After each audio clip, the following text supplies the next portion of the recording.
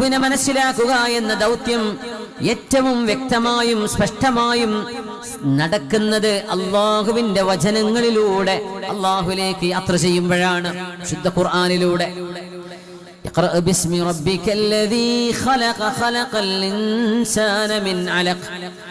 എവിടെ നിന്നാണ് പ്രപഞ്ചമുണ്ടായത് എന്ന ആദിമ മനുഷ്യന്റെ ചിന്ത തൊട്ട് പിഞ്ചു കുഞ്ഞുവരെ എവിടെ നിന്നാണ് ഇതൊക്കെ വന്നത്, ആരാണ് ഇതൊക്കെ കൊണ്ടുവന്നത്, എവിടെ നിന്നാണ് ഇതൊക്കെ ഉണ്ടായത്, ആരാണ് എന്നെ പടച്ചത്, ആരാണ് എന്റെ ചുറ്റുവട്ടങ്ങളിലുമുള്ള ഈ ലോകത്തെ പടച്ചത് എന്ന മനുഷ്യന്റെ ആദ്യ ചോദ്യങ്ങൾക്ക് മറുപടിയാണ് വിശുദ്ധ ഖുർആനിൽ ആദ്യം ഇറങ്ങിയ ആയത്ത്.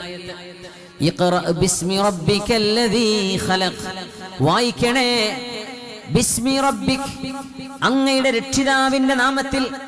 ആ രക്ഷിതാവിന്റെ പേര് പോലും പറയാതെ അല്ലാഹു പറഞ്ഞു, നിങ്ങളുടെ രക്ഷിതാവ് നബിയേ അല്ലദീ ഖലഖ്, അവനാണ് എല്ലാ